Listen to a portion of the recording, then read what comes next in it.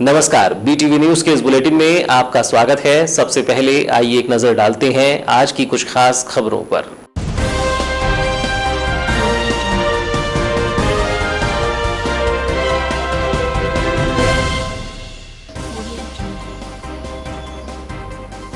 मध्य प्रदेश के सभी जिलों में अब रहेगा संडे लॉकडाउन। मुख्यमंत्री शिवराज ने लिया फैसला, रात 10 से सुबह 6 बजे तक रहेगा कर्फ्यू।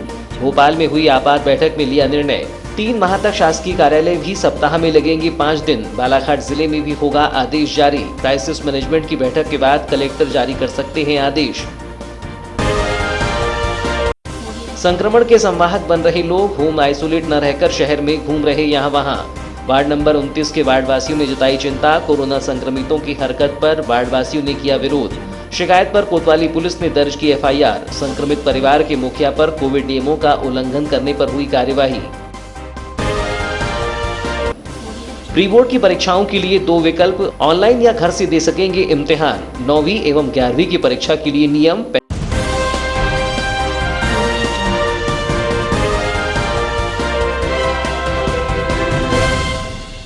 और अब समाचार विस्तार से। मध्य प्रदेश के समस्त नगरीय क्षेत्रों में 8 अप्रैल से आगामी आदेश तक प्रत्येक रात 10 बजे से सुबह 6 बजे तक रात का कर्फ्यू लागू रहेगा। वहीं प्रदेश के समस्त जिलों के नगरीय क्षेत्रों में आगामी आदेश तक प्रत्येक रविवार लॉकडाउन रहेगा। सरकारी कार्यालय भी सप्ताह में 5 दिन ही खुलेंगे। मुख्यमंत्री शिवराज सिंह चौहान ने एक हाई लेवल बैठक में यह निर्णय लिए हैं, जबकि जिला प्रशासन द्वारा इस पर आधिकारिक आदेश जारी होने का इंतजार है। राजधानी भोपाल में मुख्यमंत्री निवास में आयोजित हाई लेवल बैठक में प्रदेश के मुखिया ने महत्वपूर्ण निर्णय लिए हैं, जिसमें कोविड-19 के बढ़ते संक्रमण को देखते हुए प्रदेश के समस्त शासकीय कार्यालय आगामी 3 माह तक सप्ताह में 5 दिन सोमवार से शुक्रवार प्रातः 10 से शाम 6 बजे तक लगेंगे। शनिवार रविवार शासकीय कार्यालय बंद रहेंगे। इसके साथ ही शिवराज सरकार ने बड़ा फैसला करते हुए मध्य प्रदेश के सभी शहरों में संडे लॉकडाउन का ऐलान कर दिया है, जबकि इसी निर्णय के तहत प्रदेश के सभी नगरीय क्षेत्रों में 8 अप्रैल से अगले आदेश तक रोजाना रात 10 बजे से सुबह 6 बजे तक नाइट कर्फ्यू लागू रहेगा। यह फैसला मुख्यमंत्री ने आपात बैठक के दौरान लिया। बालाघाट जिले में इस निर्णय को लेकर अभी तक आदेश जारी नहीं हुए हैं। संभवतः क्राइसिस मैनेजमेंट ग्रुप की बैठक के बाद कलेक्टर द्वारा आदेश जारी किए जाने की संभावना है।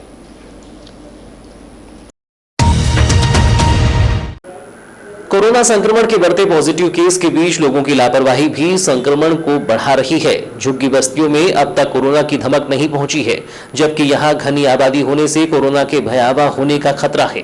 इसी आशंका पर नगर के वार्ड नंबर 29 के निवासियों ने वार्ड के कुछ लोग संक्रमित होने के बावजूद होम आइसोलेट न रहते हुए यहां वहां घूमने और कोरोना के संवाहक बनने से हालात बेकाबू होने पर चिंता जताई थी, जिस पर कोतवाली पुलिस ने कार्यवाही करते हुए लापरवाह वार्डवासी के विरुद्ध कोविड-19 महामारी अधिनियम एवं आपदा प्रबंधन अधिनियम के अंतर्गत एफआईआर दर्ज की है। कोरोना संक्रमण को लेकर बरती जा रही लापरवाही पर वार्ड की महिलाओं का कहना था कि कुछ लोग कोरोना संक्रमित हैं, जबकि ये क्षेत्र घनी आबादी से घिरा हुआ है और गरीब तबके के लोग यहाँ निवास करते हैं। होम आइसोलेशन में न रहते हुए ये लोग यहाँ वहाँ घूम रहे हैं और इनके संपर्क में आने से और भी लोगों के संक्रमित होने की आशंका है। वार्ड क्रमांक 29 जयप्रकाश कॉलोनी के रहवासियों ने एकजुट होकर ऐसे लोगों पर कार्यवाही करने की मांग की थी, जिससे कि लोग कोरोना की गंभीरता को समझकर उसके तय नियमों का पालन कर सकें। वार्ड की निवासी मंजू बोरकर ने बताया कि होम क्वारंटाइन न रहकर बाहर घूमने वालों की शिकायत प्रशासनिक अधिकारियों से की गई है। गरीब तबके के लोग यहाँ निवासरत होने से संक्रमण तेजी से फैलने का खतरा बना हुआ है।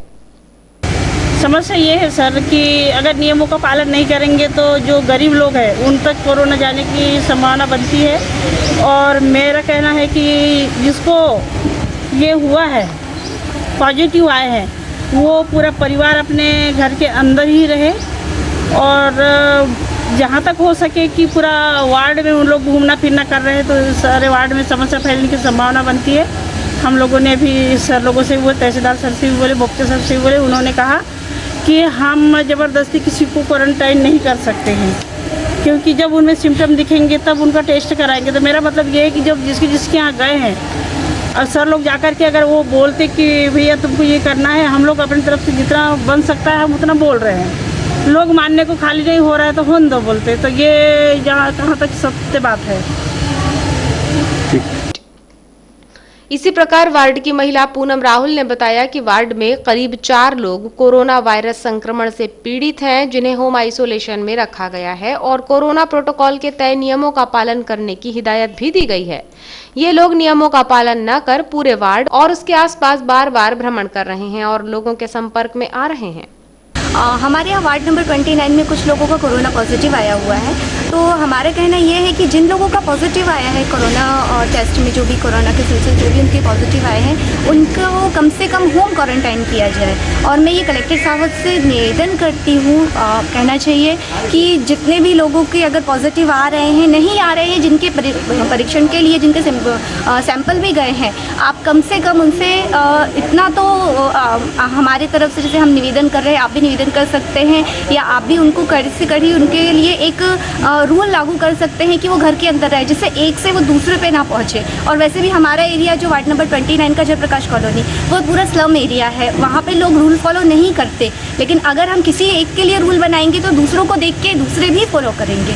और मेरा लोगों से यही निवेदन है कि अभी हमारे प्रशासन की तरफ से कोरोना के बढ़ते प्रभाव के बीच वार्डवासियों ने कोरोना संक्रमित इस परिवार की लापरवाही पर चिंता जताई, जबकि नगरपालिका कर्मी वार्ड क्रमांक 29 के प्रभारी योगेश मस्की और विनय जायसवाल ने भी इसी मामले पर कोतवाली थाने में लिखित शिकायत की थी और कोविड-19 के नियमों का उल्लंघन होने की बात कही थी, जिस पर कोतवाली पुलिस ने जयप्रकाश कॉलोनी निवासी संबंधित के विरुद्ध घोर लापरवाही बरतने पर कोविड-19 महामारी अधिनियम और आपदा प्रबंधन अधिनियम के अंतर्गत एफआईआर दर्ज की है।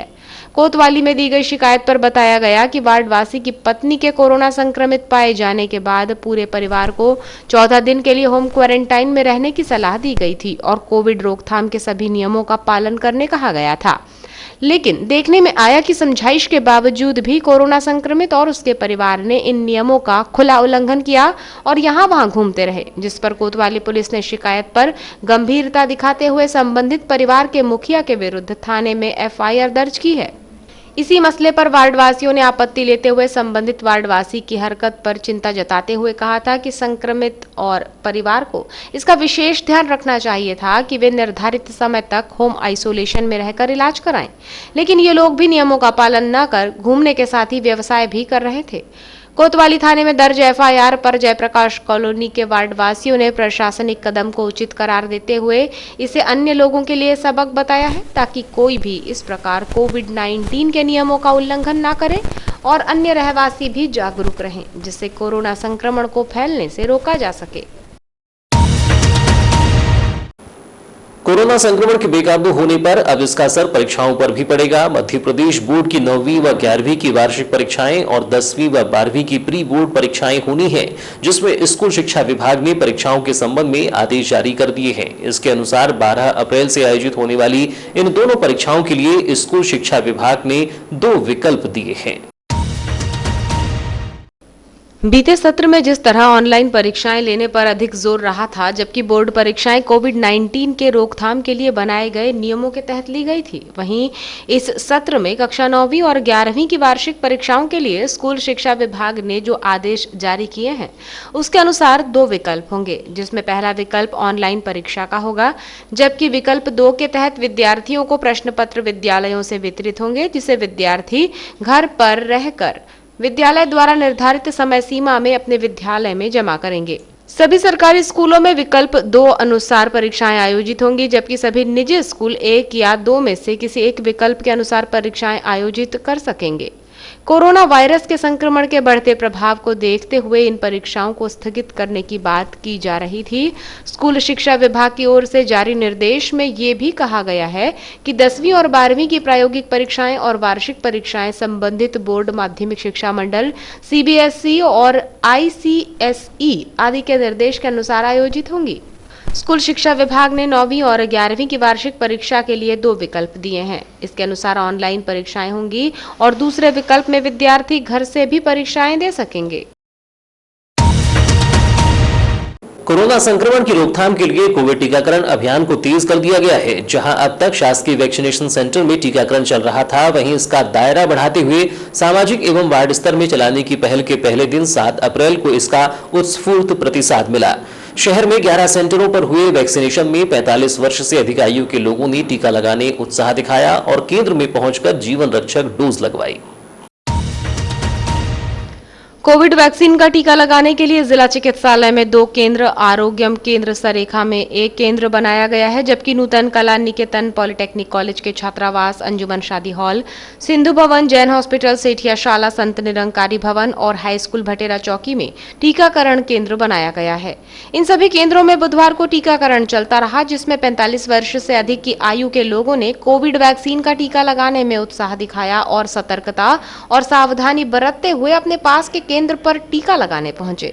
इन 11 केंद्रों पर शाम 5:30 बजे तक 2323 लोगों को कोविड वैक्सीन का टीका लगाया गया। पूर्व कृषि मंत्री और वर्तमान विधायक गौरीशंकर बिसेन ने शहरी क्षेत्र के इन टीकाकरण सेंटर्स में पहुंचकर समय समय पर निरीक्षण किया, जबकि शहर के गणमान्य नागरिकों और धार्मिक संस्थाओं के साथ ही सामाजिक जनों से भी अपने अपने वार्ड के 45 वर्ष से अधिक आयु के लोगों को टीकाकरण केंद्र तक पहुंचने की अपील करते हुए टीकाकरण केंद्र की व्यवस्थाओं का जायजा लिया। साथ ही जिला पंचायत प्रधान श्रीमती रेखा बिसेन ने भी केंद्रों का भ्रमण कर टीकाकरण की व्यवस्थाओं को देखा।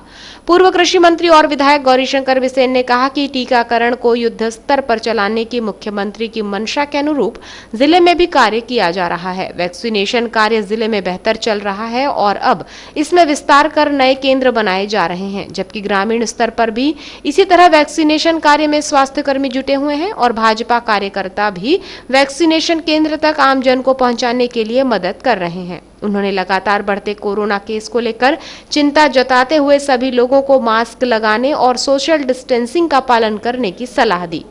आज बालाघाट नगरीय क्षेत्र में विशेष अभियान चलाया जा रहा है, जैसे कि जो हमारे सीनियर सिटीजन हैं और आम नागरिकों को नज़दीकी स्थान पर वैक्सीन हो सके, और इस दृष्टि से जिला प्रशासन ने और हमारे हेल्थ विभाग ने 11 सेंटर आज निर्धारित किया, और 2 तो सेंटर हमारे पुराने ही हैं जो जिला अस्पताल में हैं, और 9 दूसरे सेंटर हैं जिनमें पॉलिटेक्निक कॉलेज है, विचक्षण जैन हॉस्पिटल है, पूज्य सिंधु पंचायत का भवन है, और सेठिया स्कूल है, नूतन कला निकेतन, ऐसे अंजुमन शादी हॉल है, ऐसे करीब 9 और एक्स्ट्रा सेंटर आज चालू किया।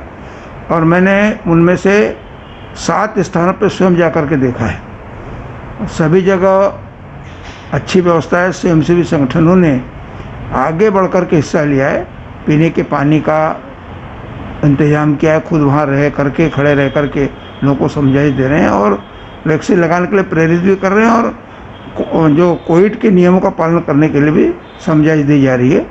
मुझे इस बात को लेकर के प्रसन्नता है कि कुछ सेंटरों में तो बहुत व्यवस्थित व्यवस्था भी मैंने देखी, और इसका फ़ायदा लगभग सभी सेंटरों में, जैसे कि हमारा सरेखा का है, सरेखा का रेगुलर सेंटर है, उसका भी हमने विजिट किया। उसको मिला के मैंने कुल देखा कि सेंटर अधिक खुलने चालू होने से एक तो जो डिस्टेंस मेंटेन करना चाहिए उसको मेंटेन करने का प्रयास हुआ है। दूसरा, हमारे जिनको वैक्सीनेशन करना है उनको दूरियां ज़्यादा तय नहीं करनी पड़ी, और तीसरा ये है कि बड़े सरलता से सबका वैक्सीनेशन हो रहा है। मैं तो आज की चुस्त दुरुस्त व्यवस्था पर जिला प्रशासन को, हमारे कलेक्टर को, हमारे CHMO को और हमारे जो पैरामेडिकल स्टाफ है उनको धन्यवाद ज्ञापित करना चाहूँगा कि एक सजगता का परिचय उन्होंने दिया है। जिले में कोविड-19 के मरीजों की बढ़ती संख्या को दृष्टिगत रखते हुए जिला प्रशासन द्वारा कोरोना संक्रमण को फैलने से रोकने के लिए निरंतर कदम उठाए जा रहे हैं। सार्वजनिक स्थलों पर आमजनों की भीड़ को नियंत्रित नहीं किए जाने पर कोरोना संक्रमण से अधिक लोगों के संक्रमित होने की संभावना है। इसी के तहत कलेक्टर एवं जिला दंडाधिकारी दीपक आर्य ने बालाघाट नगर मुख्यालय के मोती गार्डन को 7 से 14 अप्रैल तक आमजनों के भ्रमण के लिए पूर्णतः प्रतिबंधित कर दिया है। इसके साथ ही 20 से अधिक लोगों की भीड़ वाले सार्वजनिक कार्यक्रम भी प्रतिबंधित रहेंगे। जारी आदेशों में बताया गया कि जिले के ग्रामीण क्षेत्रों में आयोजित होने वाली बैलजोड़ी की पट प्रतियोगिताओं को भी 7 से 14 अप्रैल तक के लिए पूर्णतः प्रतिबंधित कर दिया है और संपूर्ण जिले में आयोजित होने वाले सार्वजनिक कार्यक्रमों जिनमें 20 से अधिक लोगों की भीड़ एकत्रित होने की संभावना हो, ऐसे कार्यक्रमों को भी इस अवधि के लिए प्रतिबंधित कर दिया गया है। इस संबंध में जारी आदेश के अनुसार 7 से 14 अप्रैल तक नगरीय क्षेत्र बालाघाट में स्थित मोती गार्डन में आमजनों का भ्रमण प्रतिबंधित रहेगा।